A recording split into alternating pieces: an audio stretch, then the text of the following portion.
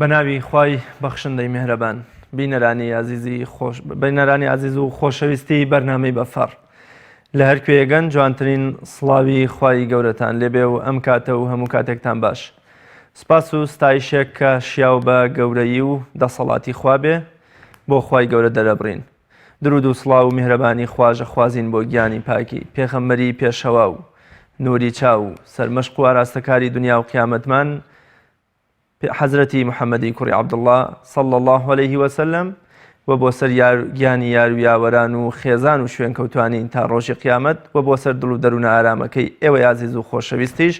لە هەر کوێیەگەن. تەمەنای ڕۆژێکی پڕ لە ئاسوودەی و کامەرانیتان بۆ خوازم و خوای گەورە تاعات و عیبادەتی هەموو لایەکمان قبوڵ بکە و سەرنجام بە ڕوویەکی سوورەوە بگەڕینەوە ئاستانەی خۆی و بە خزمەتی پێغەمبەر عەزیزەکەی بگەین صلی الله عليه وسلم.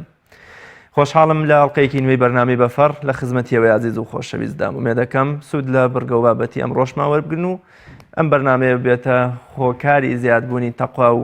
پەرستشەکانی ئێوەی عزیز و خۆشەویست. پێویستی ئیسلام بۆ کۆمەڵگە و کاریگەری نەمانی بەهای ئاینی یا پەروەردەی ئاینی لە کۆمەڵگەدا دەکەمەتەوەری ئەمڕۆی بەرنامەکەم. بێگومان ڕۆژ بە ڕۆژ کاریگەری و بەرەنجامی دوورکەوتنەوە و پەراوێز خستن و بەرکەنارکردنی ئاینی پیرۆزی ئیسلام لە تەواوی کایەکانی ژیان لە کۆمەڵگەدا دەبینین. تەواوی ئەو تاوانە کۆمەڵایەتی قێزەونانەی کە ڕۆژانە بینەر و بیسەریەبین لە کۆمەڵگەکەماندا، زیادبوونی ڕێژەی جیابوونەوە و تەلاق لە کۆمەڵگەدا، خیانەتی هاوسەرگیری، بێڕێزی بەرامبەر بە دایک و باوک، نەمانی بەهای جوان لە ئابووری و بازرگانیدا، هەروەها زیادبوونی تەواوی ئەو تاوانانەی تری کۆمەڵگە ئەمانە بەرەنجامی دوورکەوتنەوەی ئاینی پیرۆزی ئیسلامن لە تەواوی کایەکانی ژیاندا. ئەگەر ئەبوو حەسەنی نەدەوەی بەڕەحمەت بێ 100 ساڵ بەر لە ئێستا کتێبێ بنووسێ بە داڕوخانی موسڵمانان جیهان چه زیانێکی بەرکەوت، ئەگەر کاریگەریەکانی ئەمڕۆی ئەوروپا وڵاتانی ئیستیعمار و زلهێز بەسەر وڵاتانی ئیسلامی و پەرەسەندنی تەواوی چەکە پێشکەوت و کۆکوژەکان، هەروەها بازرگانی بە مادە هۆشبەرەکان، هەروەها هەیمەنەی زیاتری ئەمریکا ئەوروپا بەسەر وڵاتانی ئیسلامیەوە ببینێت، دەبێت چ داخێکی در بخوات و چ کتێبێکی تری کاریگەر بخواز. ئێمە بۆەوەی ئەمڕۆ قسە لەسەرەوە بکەین کە ئایا ئاینی پیرۆزی ئیسلام چه گرنگیەکی هەیە بۆ کۆمەڵگە؟ ئایا ئاینی پیرۆزی ئیسلام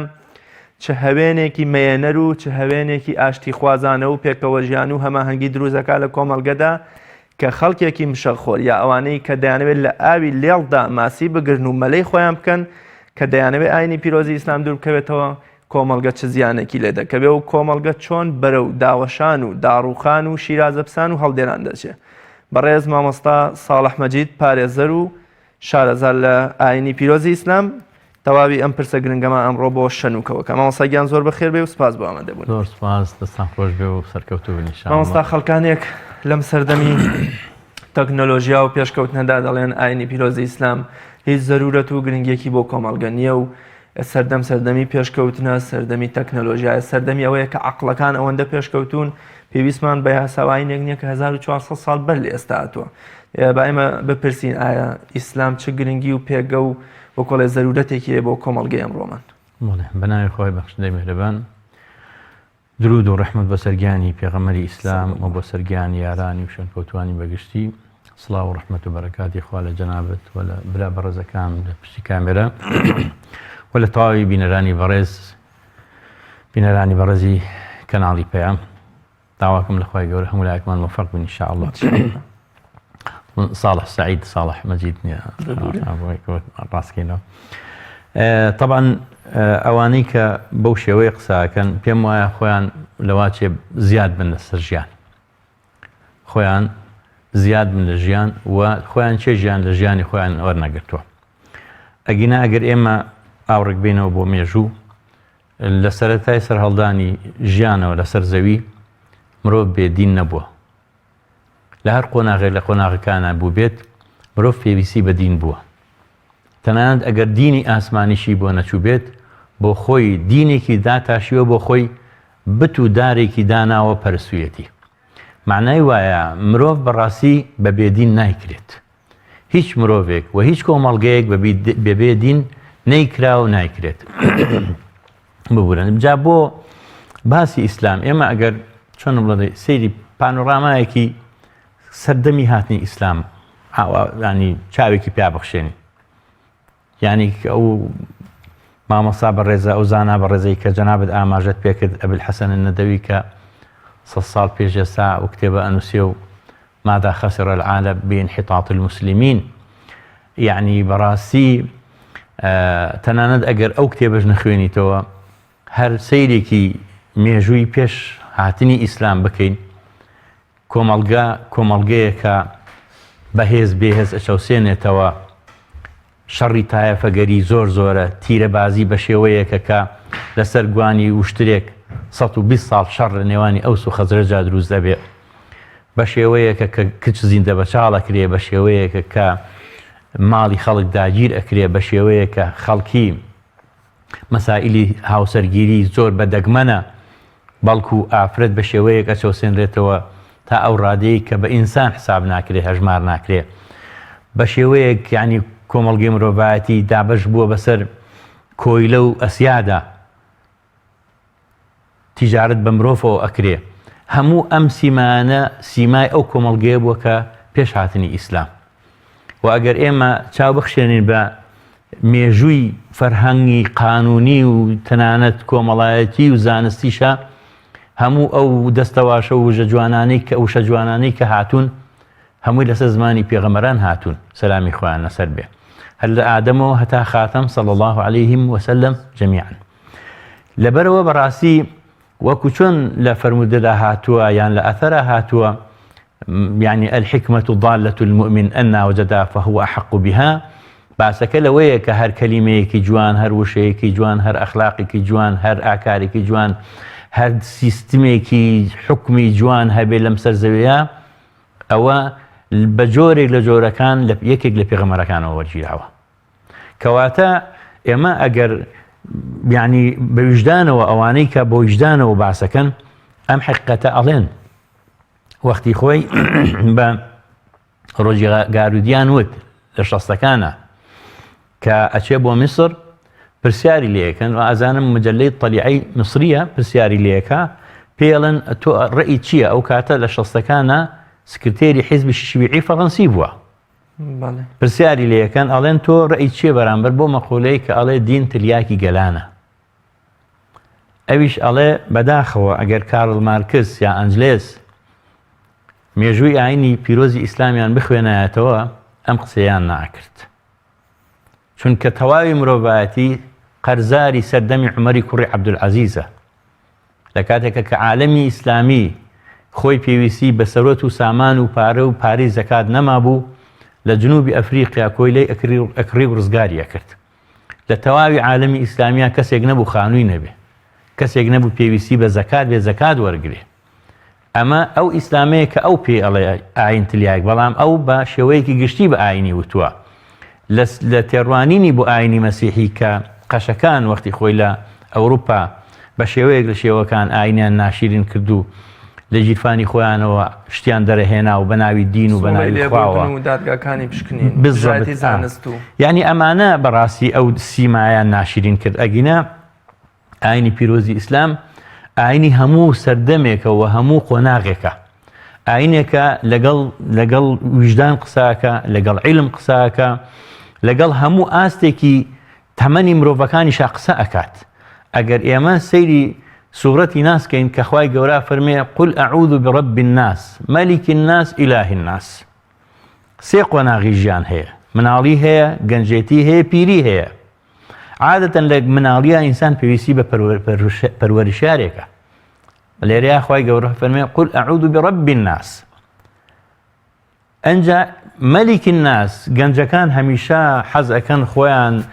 تۆکمە بکەن و لە شوێن مەلیک و پاشاکان نابن خوای گەورە فەرمێ مەلیک الناس لە تەمەنێکیشە زۆر خەڵکمان بینی ینی ئەوانەی کە بەرەو شیوعێت و خراپەکاری و ئەوانە ڕۆشتن دوازار هەر بەرەو دینداری گەڕانەوە کەواتە لە تەمەنی کۆتاییشە هەر پێویستی بەوە هەیە ئەڵێن لینین لە سەردەمی لە کاتی سەرەمەرگە تکای کردوتی بڕۆن ئینجیلم بۆ بێنن لەسرم بخوێنن ئەترسم قیامەت هەبێ و مردن و زیندووبوونەوە هەبێ ئەوە مردنەکە هەیە ترسم زیندووبوونەوە هەبێ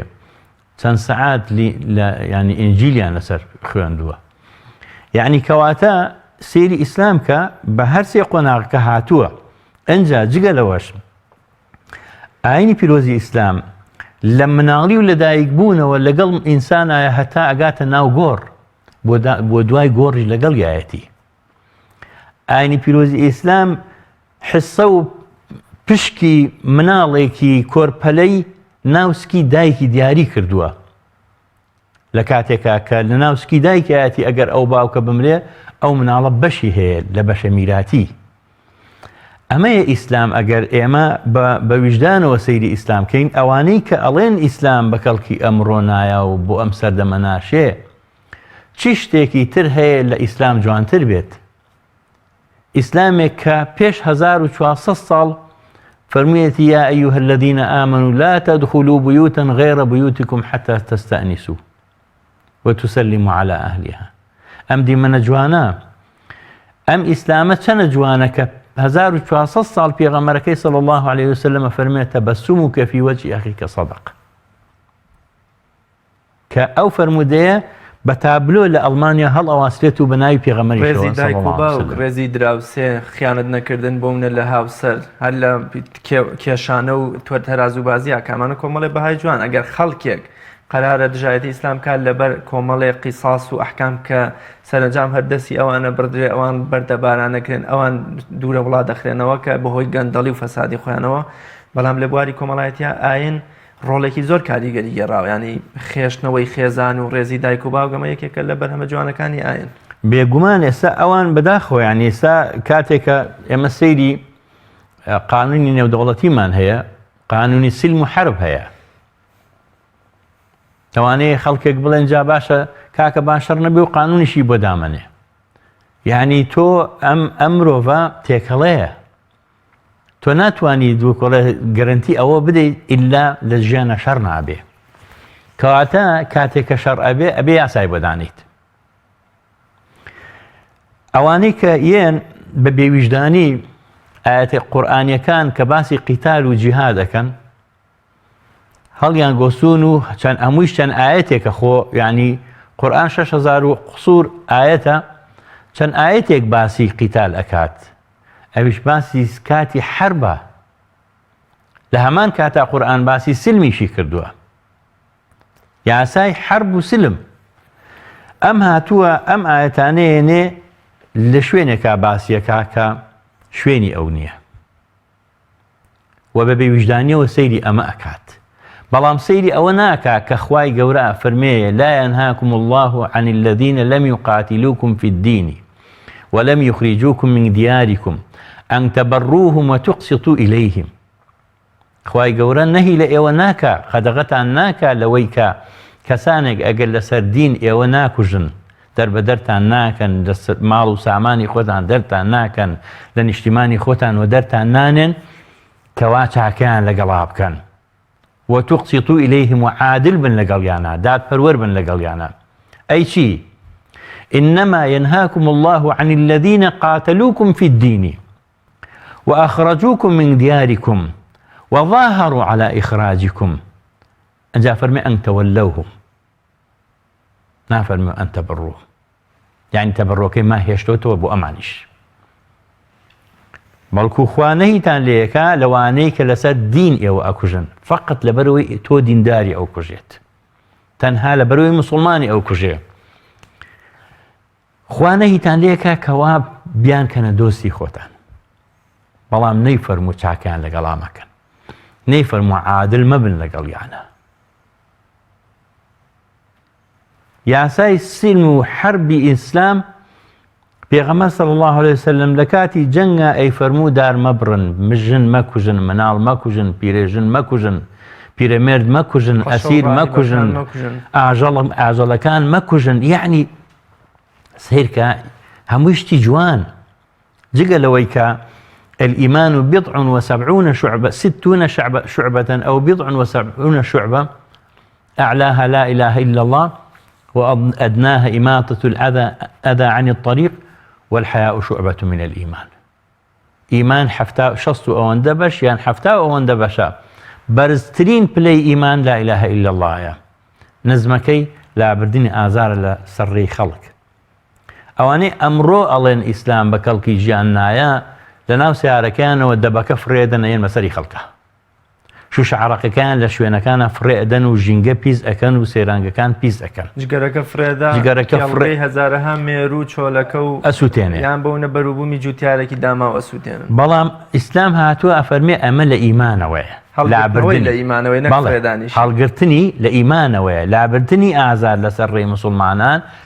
لەسەر ڕێی خەڵک لە ئیمانەوەیە یعنی سەدەقەی جاری چاکردنی ڕێگایەکی گشتیە بۆ خەڵک سەدەقەی جاری کردنەوەی خەستەخانەیەکە بۆ خەڵک سەدەقەی جاری کردنەوەی قوتابخانەیەکە بۆ خەڵک سەدەقەی جاری نووسینی کتێبێکە و بەجێهێشتنیەتی بۆ خەڵک سوودی لێ وەربگرێ ئەمەمانە جوانەکانی ئیسلامە ئیسلام هاتووە تەبایی ئیسلام یعنی خۆشەویستی هەوێنی ئیسلامە پێغەمبەر صلی الله علیه وسلم فەرمووی سوێن بە گەورەی خوا ناچنە باشتەوە تا ئیمانتان نەبێت ئیمانیشتان نابێ هەتا یەکتریتان خۆش نەوێت یعنی مەرجی ئیمان بریتێ لە خۆشەویستی مەرجی بەهەشت ئیمانە مەرجی چوونە بەهەشت ئیمانە مەرجی ئیمانیش خۆشەویستیە ئەنجا فەرمی شتێکتان پێ بڵێم ئەگەر کردتان خۆشەویستی دروزەوێ ئەوش سەلامە بینەکم باسی تەبایی ئیسلام هاتووە سەلامکردن بەلای ڕاستە بۆ بەلای چەپا لە دوای نوێژەکانەوەی یعنی من دوای جەولەیەکی ڕوحی دوور و درێژ کە چوومە لیقای خوای گەورە بە ئاشتیەوە هاتوومەتەوە بەلای خەڵک وە خەڵکی چۆن بڵێ سەلامەتن لە ئازار لە گرفت و کێشەی من خێر الناسی ئەنفعهم للناس پێغەمبەر مسلمانانی ئاوا فێر کرد باشترینی کەس ئەو کەسەیە کە باشە بۆ خەڵک زۆر باش مامۆستابە وەکو لە ناوی کتێبەکەی ئەبوو حەسەین نەدەوی بە جۆرێکی تر بکەینەوە بە داڕوخانی ئیسلام و بەرکەنارکردن و پەراوێزخستنی ئیسلام وەکو ئاینێک کە کۆمەڵێ بەها و بنەمای پەروەردەیی کۆمەڵایەتی هێناوە بۆ کۆمەلگەی ئێمە چ زەرەر و زیانێکی لێکە یان بۆ منە ئەگەر ئاین بەرکەنار بکرێ و بنەماکانی دابڕوخێنرێ کۆمەلگە سەرنجام چ شوێنەوار و ئاسەواری ڕوبەڕوویە بێتەوە بەڵێ بێگومان ئێمە هەروەکو وتمان مەسەرەن کۆمەلگە ئەو سیماکانی بوو پێشهاتنی ئیسلام ئەگەر ئێمە سەیری ئێستا بکەین کە ئیسلام دوور کەوتۆتەوە لە شانۆی ژیان چییە بینین هەمان ئەو سیمایی پێشوو شەڕی تایەفەگەری حتى ماوەسا سید قوتب بەڕەحمەت بێ فەرمێ جاهلیەتی زۆر بە ئەدەبترە لەم جاهلیەت بێگومان وایە بێگومان زۆر جوانی فەرمووە کە زلهێزانی ئەمڕۆ ئەبینی باوەڕکە ئەبوو جەهل لە چایانە پەپولێ کۆمەڵێ بنەمای ئەخلاقیش لەو سەردەما هەبوون کە پێغەمبەری خوا صلی الله علیه وسلم فەرمێ من هاتووم ئەخلاقەکان تەواو بکەم مانای وایە کەوا جاهلیەتی ئەو سەردەم بەڵام ئێستا سەید دۆناڵد ترامپەکەی لەوە چێ هیچ بەهایەکی مرۆڤانەی لا نەبێ بێگومان ئەوان هاتوون یعنی کۆمەڵگەکانیان پارچە پارچە کردووە یعنی سیرکە اتحادی ئەوروپی کۆ بێتەوە 29 دەوڵەت لە یەک اتحادە لە یەک یەکێتیە بە یەک جەواز بە یەک جنسێ باشە بە یەک دراو بە یەک سنوور نییە لە نێوان ئەو 29 دەوڵەتەیە بەڵام ئێمە وا لێ یەکەن نەک هەر کورد و عەرەب بەشەڕەدەن کورد و فارس کورد و تورک بەشەڕەدەن کورد و کورد بەشەڕەدەن نەک کورد و کورد بەشەڕ لە ناو حیزبێک کابادینی و سۆرانی بەشەڕەدەن ئەویتر و ئەویتر بەشەڕەدەن ئەمەیە کە پێغەمبەر فەرمووی دەعوها فإنها منتنە ئەو نەتینە لەبەرەوە جاهلیەتی ئەمڕۆ کە باڵە کێشێ بەسەر کۆمەڵگا وا لە مرۆڤەکانەکە ژنومێر دەکاتە دوژمنی یەک لەم هەرێمە بچکۆلەی ئێمە کە 4 ملیۆن کەسی تایە ڕۆژانە بەپێی ئیحساءاتی 2017 نەک ئێستا و بەپێی ئامارێک کە یەکێک لە کەناڵەکان بڵاوی کردەوە بە ناوی ئەنجومەنی دادوەریشەوە بڵاوی کردەوە هەموو ڕۆژێک لە وڵاتی ئێمە و لەم هەرێمە بچکۆلەی ئێمە 34 خێزان هەڵەوەشێت لەبەر یەک هەڵەوەشێ کە ئەکاتە ساڵی 12410 خێزان کە ئەمە کارەساتێکی گەورە ڕوو لە وڵاتە ئەکا یعنی بەڕاستی دوورکەوتنەوەی ئیسلام ئەوەیە کە من ئەم شۆت نامەیەکم نال بۆ برادەرە وتم ها ماڵ و بار و خێزانی چۆنە ماڵ و خێزانە چۆنە نووسی وەڵا شکر دوای 20 ساڵ تەلاقمدا ئیسلام پێ دەڵێ ئەگەر تۆ موسڵمانی چۆن ئەچی داوای هاوسەرێگەکەی پیاو ئەبەی مەجلیسی بۆ ئەگری پێویستە هەمان ئە مەجلیسێکی لەو جۆرە بگری ئەنجا ژن تەلاق بی ئەو لەسەر ڕێگە ژن تەلاقەدا لە ناو کار و کاسبیایە ژن تەلاقەدا بە دەم ڕێگاوە تەلاق فڕێ ئەدا. ئەمە دوورکەوتنەوەی ئیسلام، ئەمە سیمای دوورکەوتنەوەی ئیسلامە. بەڵێ لە سەردەمی ئیسلامە بازاڕەکان دانە ئەخران، دوکانەکان دانە ئەخران. بەڵام ئێستا ئەگەر ینی ترسی وەکۆڵێ معاقبە و عقوبە نەبێ، کامێرەی چاودێری نەبێت، چی ئەبێت؟ ئەم هەموو تاوانێکی ئێستا ئێمە لەم هەرێمەی خۆمانە بەم بچووکە ئەیبینین، هەر ڕۆژەیەکێکە کوژرێ، ڕۆژەیەکێک تیرۆرەکرێ، ڕۆژەیەکێک بێسەر و شوێن ئەبێ. یعنی خەڵک وای لە هاتووە ئەمین نییە لە ژیانی خۆی، لە ماڵی خۆی، لە سەروەتی خۆی، لە هیچێک ئەمین نییە. ئەمە سیمای دوورکەوتنەوەی ئیسلامە. سیمای دوورکەوتنەوەی ئیسلام لە هەموو عالەمی ئیسلامیە تەلاقت بەم شێوەیە نەبووە. لە باو باپیرانی ئێمە کەی تەلاق بەم دەرەجەیە بووە؟ لە ژنیانە پرسی، لە داپیرانە پرسی، ئێوە چۆن توانیتان 50 ساڵ بەیەکەوە بن لەگەڵ باپیرەیە؟ ئەیوت کوڕم ئاخر ئێمە ئەو شتانەی ئەشکان چاکمانە کردەوە. ئێستا شت چاکردنەوە نییە، ئێستا دڵچاکردنەوە نییە. ئێستا یعنی ئەوەی کە ئەمڕۆ پێوتێت تەنمی بەشەری هەمووی لە ئیسلامە سەرچاوی گرتووە. باسیەوەکە کە تۆ ئەبێ دڵت گەورە بێ، باسیەوەکە کە ئەبێت تۆ لێبوردەبی، باسی یعنی ئیسلام سیمای لێبوردەی ئەدا بە ئینسان. ئیسلام ڕێز ئەدا بە ئینسان، وەلەقەد کەڕەمنا بەنی ئادەم. ئیسلام تەبایی و خۆشەویستی لە نێوان ژن و مێردا دروستەکە. یعنی کە فەرمووی خەیڕکم خەیڕکم لئەهلیه و ئەنە خەیڕکم لئەهلی. ئیسلام ڕێز لە بینی ژن و مێردا دروست ئەکا، ڕێز لە بینی دایک و باوک و مناڵا دروست دەکا. ئیسلام ڕێز لە بینی دوو دراوسەیە دروست دەکا کە فەرمووی والله لا يؤمن والله لا يؤمن والله لا يؤمن. قيل من يا رسول الله صلى الله عليه وسلم؟ قال من لا يأمن جاره بوائقه. ئەو کەسێک کە دراوسەکەی لە ئازارەکانی سەلامەت نەبێ. يعني سير كإسلام فرموي في غمرة كمان صلى الله عليه وسلم لا يؤمن أحدكم حتى يحب لأخيه ما يحب لنفسه. إسلام هاد يعني هادشي أوشتاني كأبيت ما يليك هالوشان ولا بريك هالوشاني خيزان هم يعني لابرد.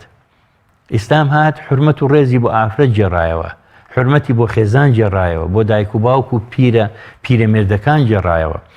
إسلام هاد فەرمووی ئەگەر کچت هەیە، دوو کچت هەیە، یا سێ کچت هەیە، یا چوار کچت هەیە، بەهۆی ئەوان و ئەچیتە بەهەشتەوە.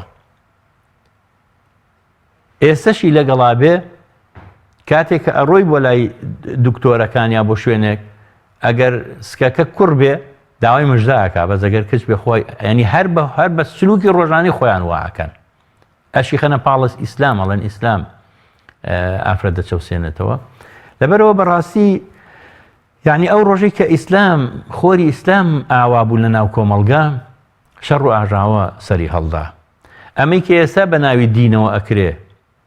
لە داعش و لە غەیری داعش کە دروست ئەکرێ بۆ دژایەتی کردنی ئیسلام، ئەوە بەڕاستی یعنی زۆر لە مێژە نەخشەی بۆ کێشراوە، زۆر لە مێشە. لە 81 و 82 باسی ئەوەیان کردووە کە چەند گروپێک دروست ئەکرێن ئەو زەلامەی کە ئەم قسەی بۆ من کرد ئێستا زیندووە ماوە و ممکنە ئەگەر متابع بێ گوێی لە قسەکانم بێکە. وتی پیاوێک لە ساڵی 1982 لە سیاحە بووم، لە ئەمریکاوە هاتبوو، ماوەی 2 هەفتە لە مەسیف بوو،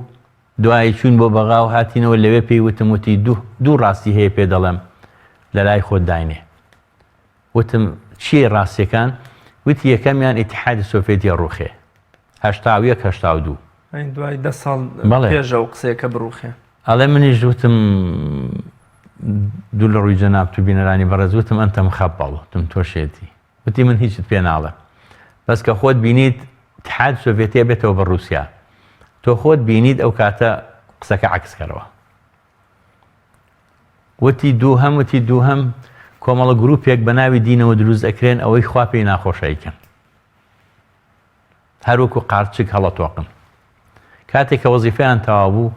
وەکو ئەرز قوتیان باو ئاسمان هەڵیان لوشێت نامێنن. ئەڵێ ئەینەن قسەم دووبارە کردەوە، وتی خۆت ئەی بینیت، بینیمان بە چاوی خۆمان. لەبەرەوە لە ڕاستیە یعنی ئیسلام بەداخەوە یعنی هەروەکو چۆن وەختی خۆی کەنیسیان هێنا خسیانە ناو مەسیحیەتیان هێنا خسیانەوە ناو کەنیسەکان و تایبەتیان کرد بە ڕیجال الدین ئەیانوێ ئیسلامی ژوا لێ بکەن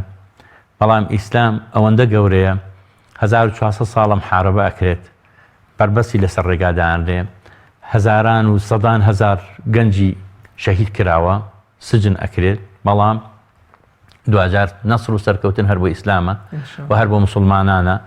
و هیچ شتێک ناتوانێت بەرگری یا بڵێن ڕێگری لە بڵاوبوونەوەی ئیسلام بگرێت ڕووداوەکان 11 سپتەمبەر وانزانی کە ئیتر ئیسلامی پێکوژێنەوە بەڵام هەزاران خەڵک لە ئەمریکا و لە ئەوروپا مسلمان بوو ئەو ڕووداوانی کاری کاتێری ناشرەکان یۆلاندنس پۆستنی دانیمارکی بەرامبەر بە پێغەمبەری پێشەوامە دوجار هەر خۆشیان مسلمانە بن ئەوانە یعنی کابرا ویستی کتێبێک دانێ دژ بە ئیسلام دوجار خۆی مسلمان بوو لە دەرەنجامی خوێندنەوەی بۆ ئیسلام لەبەرەوە بەڕاستی ئەوانەی کە بە بێویژدانی حکم لەسەر مسلمانان ئەکەن ئەیانوێ ئیسلام ناشرینکەن یا مسلمانان ناشرینکەن ئەگەر سەیری حکومڕانی خۆیان بکەین هەر لە جەنگی جیهانی یەکەم و جەنگی جیهانی دووەمەوە چەند مرۆڤ تیاچووە زیاد لە 100 ملیۆن ئینسان مردووە بەهۆی ئەوانەوە لە کاتێکا بە درێژای 1400 ساڵی ئیسلام باوەڕ ناکەم 10,000 کەس لە نێوان کوفر و ئیسلامیش بە هەردووکیشیانەوە کوژرا بێت دەی ئەو ژمارانەی کە باسی لێوە ئەکەن هەندێک ژمارە ئەڵێن ئەوە خۆیان نووسیویانەتەوە و خۆیان تۆماری ئەەکەن و هەمیشە سیمای مسلمانان ناشرین نەکەن بابە لە سەردەمی یعنی لە یەکێک لە کەناڵەکانی ئەڵمانیا بڵاو بۆتەوە ئەڵێ یەکەم قوفری ڕقەمی کە دروست کراوە لە سەردەمی ئیسلامە لە سەردەمی سەلاحەدین ئەیوبی دروست کراوە کە بە کۆد ئەکرێتەوە ئەگەر ئێمە سەیری مێژووی پڕ سەروەری زانستی ئیسلامی بکەین هەر لە خوارزمیەوە بیگرە بۆ جابری و بۆ چێوچەی تر کە زۆرێک لە زاناکانیش کوردن بۆمان دەرەکەوێت کە ئیسلام خاوەنی شارستانیەتێکی گەورەیە و خزمەتێکی گەورەی بە مرۆڤایەتی زۆر باشە مامۆستا بێگومان هەر لە ساتە وەختی دەرکەوتنی پێغەمبەری پێشەوامان صلی الله علیه وسلم ئەوەی کە دژایەتی ئەم ئاینەی کردووە هەر تاوەکو ئێستاش ستەمکار و گەندەڵکاران و تاغوتان بوون واتە هەمیشە فیرعەونەکان لە خۆری دەرکەوتنی خۆری موسا و ئەوانەی کەوا خەڵکیان هۆشیار کردوتەوە خەڵکیان ڕادچەنی و خەڵکیان بێدار کردو ترساون واتە ئەوانەی کە وەکوڵێ مشەخۆرن ئەوانەی کە وەکوڵێ نانی چەور و vێلای خۆشیان لێ تێگەچێ و سەرنجام وەکو خیانەتکاری مێژوو دەرەکەون کێن ئەوانەی ئەمڕۆ لە هەرێمی کوردستان کەوا دژایەتی ئاینەکەن یا بەونە هەوڵەدەن ئاین بەرکەنار بێت لە کایی ئابووری و سیاسی و کۆمەڵایەت و حتا خێزانیشە بەڵێ ئێمە گەر دیمەنێکی نێوان ئەبوجەهل و ئوبەی کوڕی خەڵەف بێنینەوە کە لە نێوان خۆیانە قساکەن و ئومەیە و کۆمەڵی لەوانی تر کە ئینەکەن ئەڵێ بە ئەبوجەهل ئەڵێ ئەبەل حەکەم محەممەد ڕاز دەکا یان نا پێغەمەرە یان نا باوەڕت پێیەتی یان نا ئەڵێ وەڵا ڕاست ئەکا لەو ڕازگۆترمانتیان نیە لە محەممەد بەڵێ پێغەمەری خوایە بەڵام ئەو پێغەمەرایەتی بەرێ و کلیلی کەعبە بەدەستی ئەوان بێ و ئێمە چی یعنی بەڕاستی مامۆسایەکی بەڕێز وتی کەوتینە مناقەشە لەگەڵ یەکێک لە مەسئولینە لەم وڵاتی خۆمانە پێی وتم وتی تۆ ئەتەوێ قیامەتیش بەر و دنیاش بەری بەخوا نایڵی بە هەر قیامەت بۆیەوە بێ دنیا لێگەڕێن بۆ ئێمە لەبەرەوە ئەوەی کە جەنابەت ئاماژەت پێکرد بەداخەوە ئەوانەی کە ئەیانەوێ ئیسلام لە سەر ساحەی سیاسی یان ئابووری یان کۆمەڵایەتی یان خێزانی نەهێڵن ئەوانن کە بەڕاستی ئەیانەوێ ببنە مشەخۆر لەسەر کۆمەڵگە ئەیانی خەڵک هۆشیار نەبێت ئەیانەوێ خەڵک بە ئاگا نەبێت ئەیانەوێ یعنی ئیسلام تاکێکی هۆشیار خێزانێکی بەختیار کۆمەڵگەیەکی ئارام دروست دەکا ئەمان ئەیانەوێ تاک هۆشیار نەبێت ئەیانەوێ هەمیشە نەخوێنەوار بێت بۆ ئەوەی ئەوان بەکاری بێنن بە چەکداری بۆ ئەوەی کە مەرامەکانی خۆیانی بێ ئێستا ئەوەی لە خۆپیشاندانەکانە لە عێراق و لێرەش و لە شوێنەکانی تریش ئەبێتە قۆچی قوربانی چیەیە هەر کوڕی فەقیر و هەژارەکەیە بەکاری ئەهێنن بەبێ ئەوەی بزانێت کە بابە ئەو خەڵکەش کە خۆپیشاندانەکە بۆ داوای مافی ئەو چۆتە سەرجادە، چونکە ئەویش مافی خوراوە، ئەویش مافی دابین نەکراوە، ئەویش ستەمی لێکراوە. لەبەرەوە بەڕاستی کەسانێکن حەزیان لە بەدڕەوشتیە، حەزیان لەوەیە کە ئیباحێت هەبێ، لەبەرەوە حەز بە دین ناکەن. تەنانەت کاتێک کە باسی کەوتی خوا ئەبێ بچێتە بەردەمی مەسئولیەتەوە، ئەبچێتە بەردەمی ئیسلام، یعنی ئیلتزامەوە. کە کوتی ئەشهەدو لا ئیلاها ئیلا الله ئەشهەدو ئەنە محەممەد ڕەسوڵ الله ئەبێتە مسلمان. کە بوو بە مسلمان ئەبێ نوێشکە، ئەبێ ڕۆژوو بگرێ، ئەبێ چاوی بگرێ، ئەبێ خیانەت نەکا، ئەبێ ڕیبا نەخوا، ئەبێ ینی کابرای سە پێڵێ کاکە فڵان شت ئاخر ئەمە سووە، کورد من حقم نییە بەسەرەوە وەری ئەگرم. حسابی ئەوە ناکە کە ئەمە لێپێچینەوەی لەگەڵاکرێت دوایی. دوجاریش نەک هەر بۆ قیامەتی، لە دنیاش ئەم هەموو ئیفلاسی کە ئێمە ئەیبینین لە باری ئابوووریە هەمووی بەخۆی ئەوە بووکە بەڕاستی ینی بانقەکان ڕیبەوی بوون و بە ڕیبا مامەڵە کراوە. کە من ئەو کەسانی کە زۆر ڕاست ڕۆشتون تووشی ئیفلاس بووبن، زۆر کە من بەڵکو ئەتوانین بڵێن هەر نییە، ئەوانەی کە ینی بەڕاستی ڕۆشتون تووشی ئیفلاس نەبوون. لەبەر چی؟ لەبەر ئەوەی ئەوانە وفي أموالهم حق للسائل والمحروم، بشي هجارانیشان لێداوە، زەکاتیان لێداوە، مافی خەڵکیان لێداوە. وەکو چۆن پیاوەکەوتی گوێم لە هەورێک بوو کە دەنگێک پێوت بڕۆ لەسەر باخی فڵان کەس ببارێنە،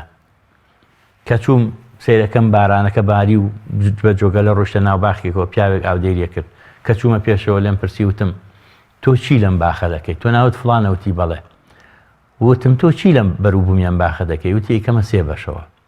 بەشێکیان بۆ خۆم و ماڵ و مناڵم، بەشێکیان بۆ هەژاران، بەشێکیشیە ئەچێنمەوە. ئەو کاتە ئاوا بووە، ئێسش ئاوایە. ئەگەر ئەو کەسەی وا بکات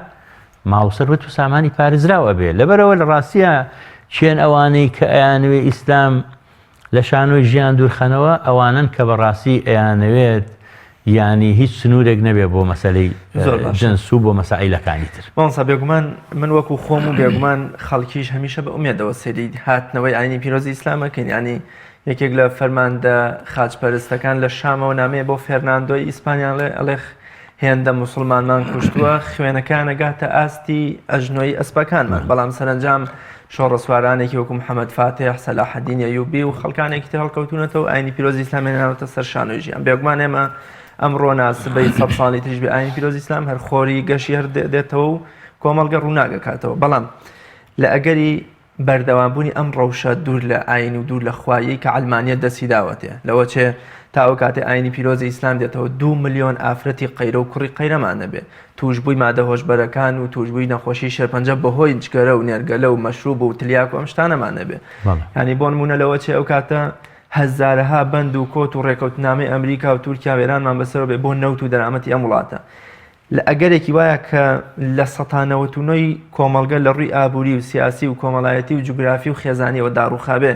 ئاینی پیرۆزی ئیسلام توانای چارەسەرکردن و وەکوڵێ ڕێکخستنەوەی کاروباری کۆمەڵگە و خێزانی ئەبێ لەو کاتایانی ئەتوانێ ئەم ڕۆژەمان بۆ چارەسەر بکاتەوە کە ئەمەش مەبەستمێ پرسیارێکی ئومێد بەخشانەیە. وەڵاهی پارچە شێعرێکە یا بڵێن دێڕێکە هەموویم لەبەر نییە، بەڵام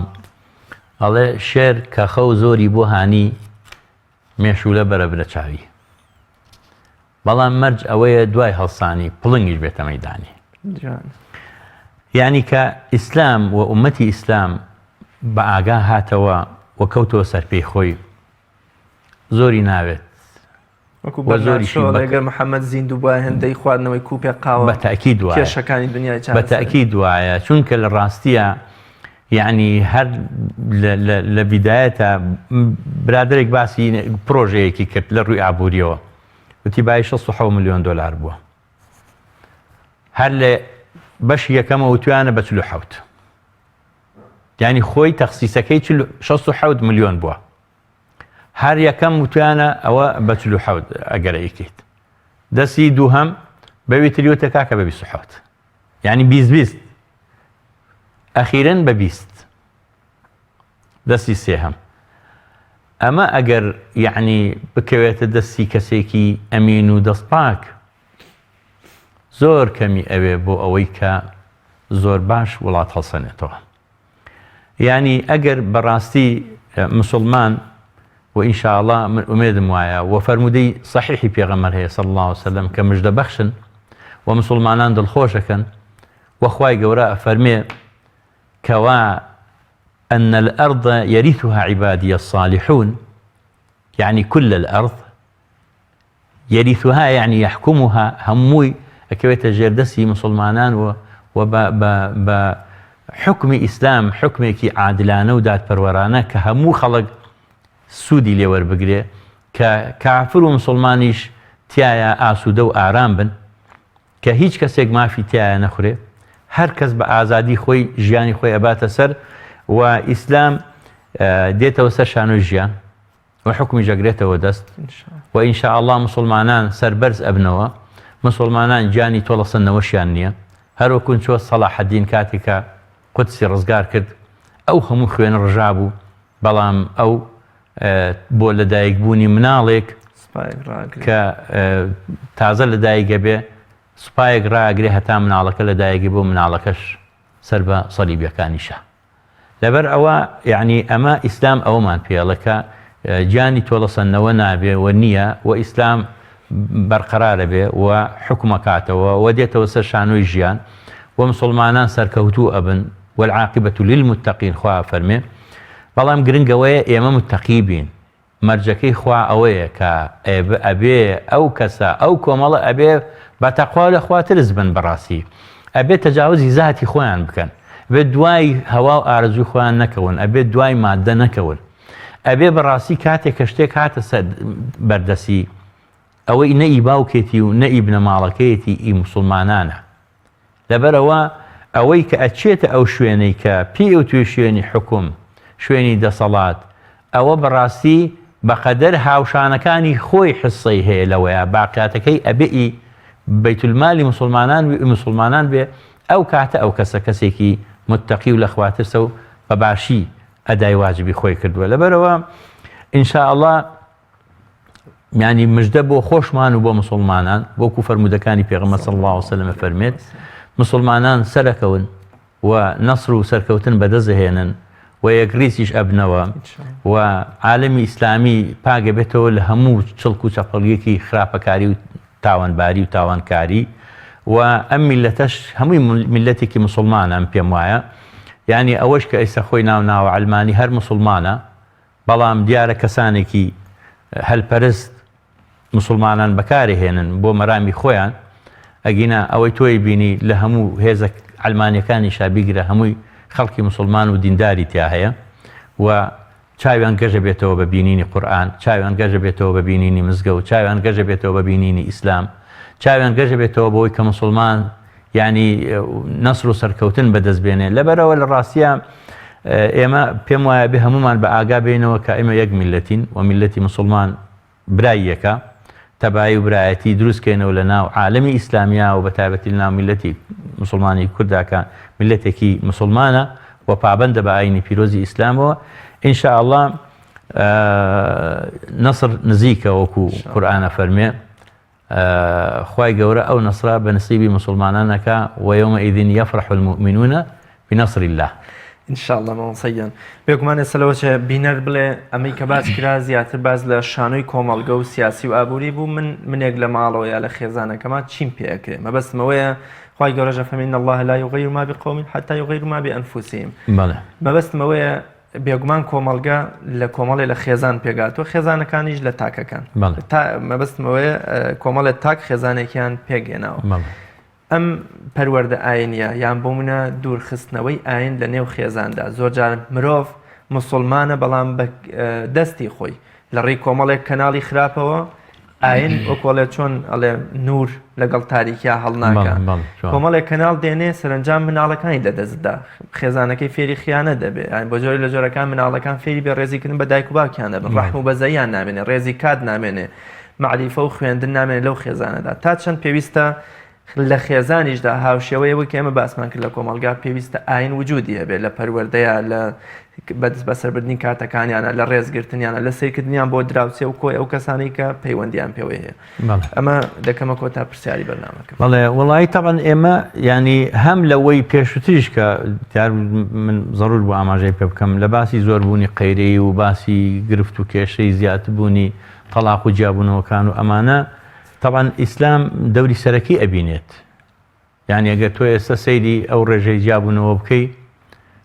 پێم وایە ئەو ژمارەیە کە ساڵی 12,000 کە لە 100 تیانە کە هەردوو هاوسەرەکە دینداریکی ملتەزیم بن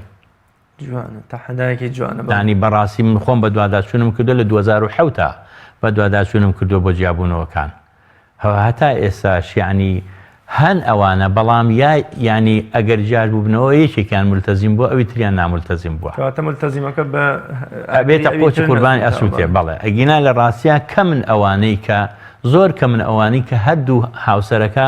ملتەزیم بن چونکە ئارام لەگەڵ یەکە ئەگرن چونکە بەڕاستی بە چاوی مرۆڤایەتیەوە سەیری یەکتریەکەن چونکە لە نێوانی هەردوو خێزانەکە یعنی سێ پەیوەندی هەیە پەیوەندێکی ئینسانی هەیە پەیوەندێکی مسلمانەتی هەیە پەیوەندێکی هاوسەرێتی هەیە پەیوەندە ئینسانیەکەەوە لەقەت کەڕەمنا بەنی ئادەمە ئەم دوانە ئەبێ وەکو مرۆڤ ڕێز لە یەکتری بگرن وەکو مسلمان لا يؤمن أحدكم حتى يحب لأخيه ما يحب لنفسه أو براي مسلماني أو أوش خشكي مسلماني أو كدين سيهميشان لا يؤمن خيركم لأهلي وأنا خيركم لأهلي يتبيشوا كواتا لناو خيزانا ئێمە پێمان ئەوترێت بە گەنجان ئەوترێ ئافرەت بۆ چوار مەبەستێت یان بۆ جوانیەکەی یان بۆ سەرۆت و سامانەکەی یان بە عەشرەت و تایفەکە و نەسەبەکەی یان بۆ دینەکەی فەرمێ فەظفر بذاتی دینی تەری بەدێداک پێغەمبەر صلی الله علیه وسلم فەرمووی خاوەن دینەکە هەڵەبژێرێ لەولا شەوە من جاءکم تەرضەونە دینەهو وەخولوقەهو فەزەویجوهو ئەوەی کە لەسەر دین و ئەخلاق کچی بدرێتێ وەڵی خیانەت لەو کچە ناکات ئەگەر ڕاست بێ وەکو ئەڵێ ئەگەر شیری پاک بێ لەبەر ئەوە دەوری دین دەوری ئیسلام لە ئاسوودەی خێزانیە دەوری باڵای هەیە دەوری باڵای هەیە ئەم جیابوونەوە زۆربوونی کێشە خێزانیانە خیانەی زەوجی و کۆمەڵی لەو شتانە ئاخر تەمان بەشێکی زۆری خیانەی زەوجی کە دروست دەبێت بەهۆی کەم تەرخەمی پیاوەوە یان ژنەوەیە پیاوەکە ئەڕوا خەریکی جگەرە کێشانە لە کافتریایەکە دانیشتووە ژنەکەی فەرامۆش کردووە ژنەکەشی وەکوڵێ ئەبێ سەرین لە باوەشگرێ تووشی خیانەی زەوجیە بێ یان بە پێچەوانەوە ژنە خەریکی مۆبایل و ئەنتەرنێت و فەیسبوک و ئینەکەیە مێردەکەی فەرامۆش کردووە ئێوە مێردە چی بکە یعنی وەکوڵێ حاڵەتێکی بۆ دروست دەبێت لەوانەیە تەنانەت ڕێگە بەخۆی بدا کە کۆمەڵێ هەنگاو بنێ ئەگەر ژنی دووەم و سێهەمیش نێنێ لەوانەیە دووچاری خیانەی زەوجی ببێ لەبەرەوە کاتێک کە خێزانێک هەردووکیان ملتەزیم بوون و بە قسەی خۆ پێغەمبەریان کە صلی الله عليه وسلم و فەرمانبەرداری فەرمانەکانی ئیسلام بوون و لە چوارچەوەی ئیسلام مامەڵەیان کرد خیانەی زەوجی دروست نابێ مناڵیش ئارام ئەبێ لە ماڵە کێشەی خێزانی دروست نابێ هەموو ئەو مناڵانەی کە دووچاری تاوان و دووچاری مادەی هۆشبەر و دووچاری چەندین ئاکاری ناپەسەند بوون هەموو ئەو مناڵانن کە لە ناو خێزانێکی پڕ کێشە و گیورگرفتە پەروەردە بوون یان باوکو دایکەکە لە یەکجا بوونەتەوە